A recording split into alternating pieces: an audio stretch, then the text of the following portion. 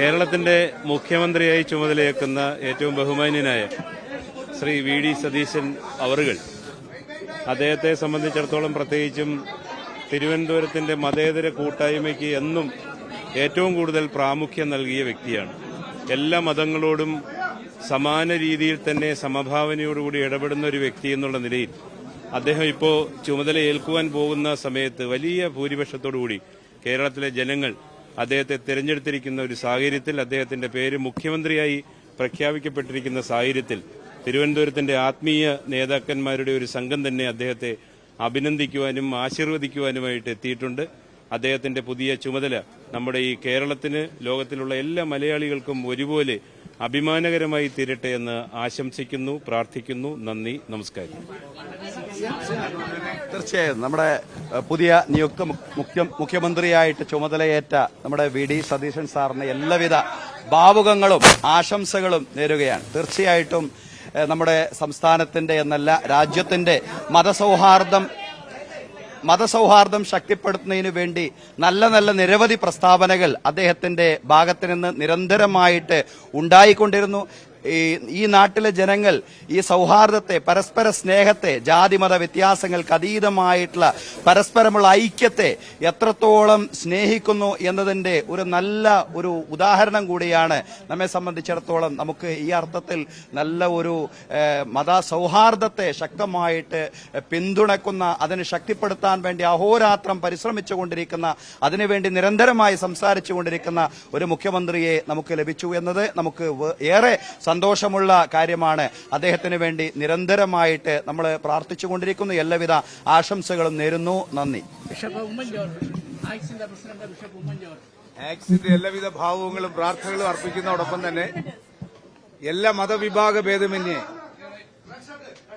എല്ലാ ഹൈന്ദവ സ്നേഹിതരുടെയും ഇസ്ലാം സ്നേഹിതരുടെയും ക്രൈസ്തവ സ്നേഹിതരുടെയും പ്രാർത്ഥന കൊണ്ടാണ് അദ്ദേഹം കേരളത്തിന്റെ മുഖ്യമന്ത്രിയായി ഇന്ന് പൂർണ്ണമായി ഞങ്ങൾ വിശ്വസിക്കുന്നു. ഇത് അദ്ദേഹത്തിന്റെ മുൻപോട്ടുള്ള പ്രവർത്തനത്തിൽ ദൈവം തമ്പുരാൻ അദ്ദേഹത്തോടൊപ്പം കാണും.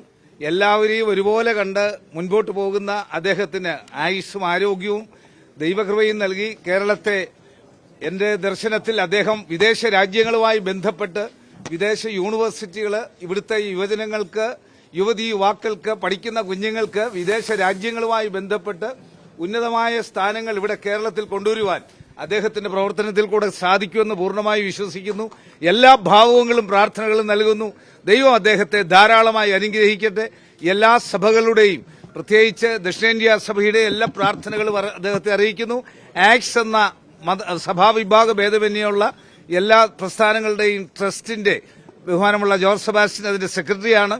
അതിലെ എല്ലാ ബിഷപ്പന്മാരും, സ്വാമിജിയും ഇമാമും ഉൾപ്പെടെ ഞങ്ങൾ ഒരുമിച്ച് പ്രവർത്തിക്കുന്ന ഈ പ്രവർത്തനത്തിന് ഞങ്ങളെല്ലാവരും അദ്ദേഹത്തോടൊപ്പം ഒരുമിച്ചുണ്ട്.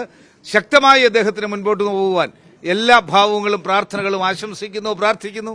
Thank you and God bless you. ഞാനിത്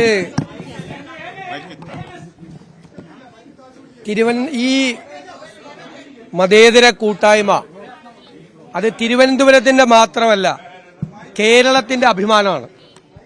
അവരെല്ലാവരും എല്ലാ കാലഘട്ടത്തിലും ഏത് സംഘർഷമുണ്ടായാലും ഒരുമിച്ച് നിന്ന് അതിമനോഹരമായ സന്ദേശം ജനങ്ങൾക്ക് കൊടുക്കും. വിദ്വേഷ പ്രചരണത്തിനെതിരായി, മതസൗഹാർദ്ദത്തിനു വേണ്ടി എന്നും നിലകൊള്ളുന്ന ഈ തലസ്ഥാന നഗരിയുടെ മുഖങ്ങളാണ് ഇവരെല്ലാവരും. അവർ വന്ന് എന്നെ അനുഗ്രഹിച്ചതിലുള്ള നന്ദി ഞാൻ പറയുന്നു. തീർച്ചയായിട്ടും അവരുടെ ഉള്ളിൽ, അവരുടെ സ്വപ്നം ഒരു വിദ്വേഷ പ്രചരണവും ഇല്ലാത്ത ഒരു മതേതര കേരളമാണ്. ആ മതേതര കേരളം സൃഷ്ടിക്കാൻ അവരുടെ എല്ലാവരുടെയും പിന്തുണ ഞാൻ വിനയപൂർവ്വം അഭ്യർത്ഥിക്കുന്നു. അവരുടെ വാക്ക്, കേരളത്തിലെ ജനങ്ങൾക്ക് കൊടുത്ത വാക്ക്, എല്ലാ വിദ്വേഷ പ്രചരണത്തെയും, എല്ലാ മതവിദ്വേഷത്തെയും, എല്ലാത്തിനെയും ശക്തിയായി എതിർക്കുമെന്നുള്ള വാക്കിനൊരു മാറ്റം ഉണ്ടാവില്ല. അതിൽ ഉറച്ചു നിൽക്കും. അതാണ് എനിക്ക് ഏറ്റവും പ്രിയപ്പെട്ടവർക്ക് നൽകാനുള്ളത്. ഇവരുടെ എല്ലാവരുടെയും പ്രാർത്ഥനകൾ സംസ്ഥാനത്തുടനീളം എല്ലാ മതവിശ്വാസികളും ഉൾപ്പെട്ടവർ നടത്തിയ പ്രാർത്ഥന കൂടിയാണ് എൻ്റെ ഈ സ്ഥാനലബ്ധി എന്ന് ഞാൻ കരുതുകയാണ്.